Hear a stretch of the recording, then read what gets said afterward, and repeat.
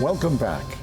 And of course, Bernadine is with us, but joining us on the show now is George Hendricks. He's Advocacy Coordinator at the Association of Mexicans in North Carolina, and thank you for being here. Thank you.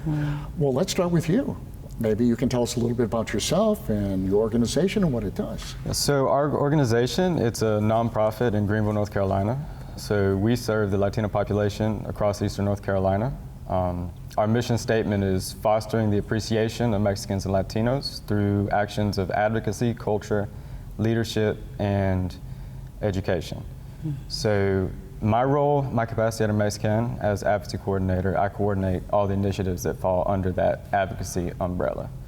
So for example, last year we worked with the local governments of 5 cities in Eastern North Carolina to pass mayoral proclamations that recognized Hispanic Heritage Month in their cities. And we've launched the first Latino Business Forum to create the framework for economic development in smaller communities by giving training, expertise, networks for small business owners. And of course, this year our main focus is the census. Sure. So we've launched our campaign, Mi Familia Cuenta, or in English, My Family Counts. So we're working in Pitt County and a bunch of other counties in Eastern North Carolina. I imagine you have some activities and get-togethers, all again to encourage individuals who may not fill out the census to do it. What's the problem? What's the hang-up there? One of the main issues that we've learned is, and it's been mentioned before, is the distrust of government. And with our target communities, that stems from past experience from the heritage governments that they're now transferring on to the U.S. government and the Census Bureau. So part of our efforts is to educate on the history of the census, how long it's been in place, the reason for it, and to make sure that whether or not this count is accurate or not, that's going to affect them regardless of immigration or citizenship status. Yeah, that's actually very important. That's kind of an interesting perspective too, that they take with them what they experienced in their country, and that trust that they had or didn't have is transferred to this government. So there's another challenging group of individuals, Bernadine. Right. How do you meet that challenge? Well, we were able to come together and come up with a theme for the state of North Carolina. Of course, nationally, our theme is Shape Your Future, Start Here. But for North Carolina, because of things or issues and concerns that were just named, when we say we are in this together, this is our theme for North Carolina. We are in this together, meaning that if everyone comes together and be counted, no matter what the problem is or whatever the issues are, we're concerned with just making sure that you are accounted for. And if we are able, and as we are able to drive that, to communicate that, to share that, and to reflect that by having partners and various people in the community just to come together and to work together, to serve together, and drive that message home that we really are in this together. And we are by the needs. We all are in need of some type of service at some time. And so in order to get that, the accommodation for that, we need to make sure that everybody's counted. And so we are in this together. We just continue to say that and reflect that.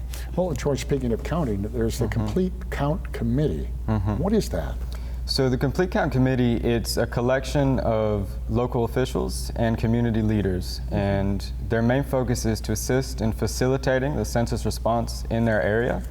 So by working directly with the Census Bureau, the main goal is to distribute information, answering questions, and mobilizing the engagement throughout the community.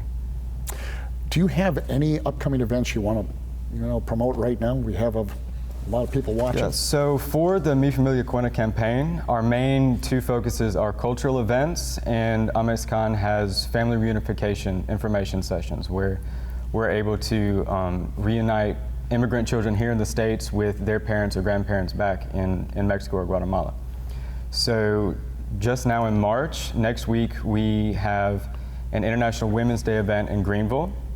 And then the 26th, we're having a Latino Complete Count Committee and a reunification session in Kinston. And then moving into April, we're doing a census workshop in Rocky Mount and 2 Latino Day events at Pitt County Community College and Beaufort County Community College. And we'll be working these types of events throughout the summer, also working in Duplin and Sampson County. Bernadine, you want to bring it all home?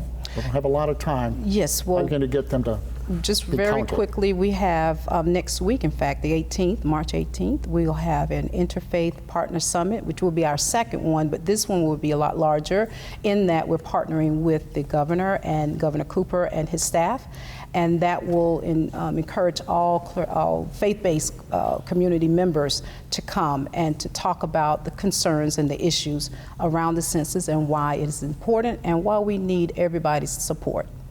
To both of you, thank you for what you're doing. I hope you're successful. Thank you. Thank you. Thank you so Numbers much. counted mean dollars coming back to North Carolina. That's Yes. not a bad thing. That's right. Good luck. Thank you for watching. We hope that you enjoyed today's show. To view this and other episodes of Community Matters, visit our websites at raleighcw.com and myrdctv.com. I'm Bill LeMay, and thank you for watching Community Matters, and we'll see you next week.